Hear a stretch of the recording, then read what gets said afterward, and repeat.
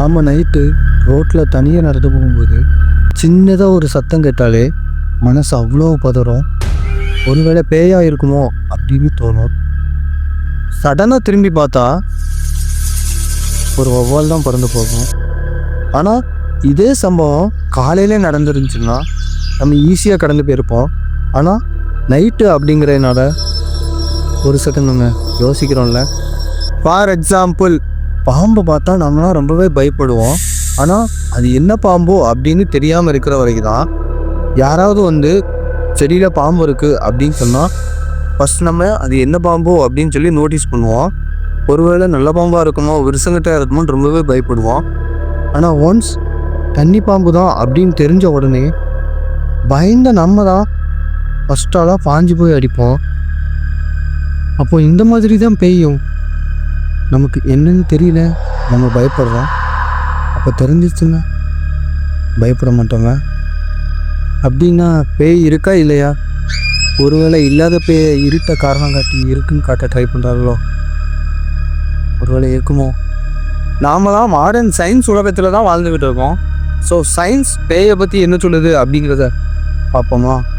Science சொல்கிறபடி பார்த்திங்கன்னா பேய் அப்படிங்கிறது இல்லை. ஏன்னா யாருமே இந்த உலகத்தில் பேய் இருக்குது அப்படின்னு சொல்லி நிரூபிக்கவே இல்லை. ஸோ சயின்ஸ் சொல்கிறது பேய் இல்லை அப்படிங்கிறது தான். அப்போ இந்த உலகத்தில் 45% மக்கள் பேயை பார்த்து பயப்படுறாங்க. அப்போ அந்த பேயை யார் உருவாக்கியிருப்பா? ஏன் இவ்வளவு மக்கள் பேயை பார்த்து பயப்படுறாங்க? இப்போ நம்ம பேயின்னு ஒன்று இல்லை அப்படின்னே வச்சுப்போம்.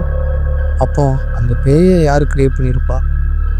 மக்கள் யாருமே நைட் டைமில் வெளியே வரக்கூடாது அப்படின்னு நினைக்கிறவங்க தான் பேயை கிரியேட் பண்ணியிருப்பான். ஒன்று திருடனாக இருக்கணும், இல்லை திருட வரக்கூடாது அப்படிங்கிறதுக்காக மக்களே கிரியேட் பண்ணியிருக்கலாம்.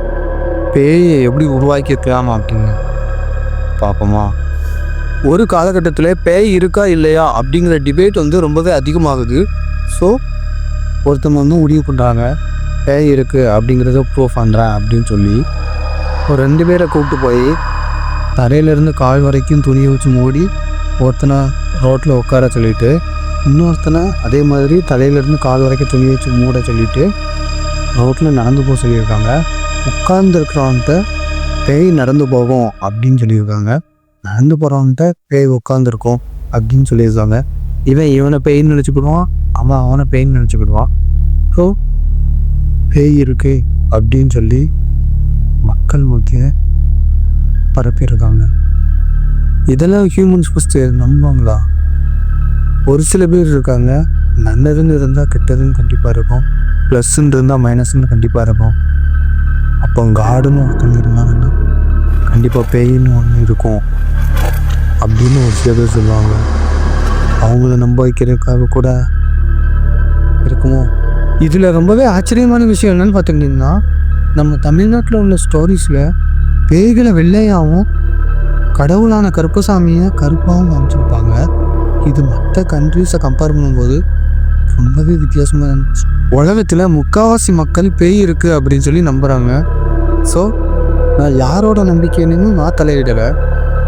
ஒரே ஒரு ஃபோன் கால் பண்ணிவிடவா? Hello bro. ஹலோ, ஒரு டவுட்டு. சொல்லுல. பேய் இருக்கா இல்லையா? பார்த்துருக்காங்களா பார்க்கலங்க?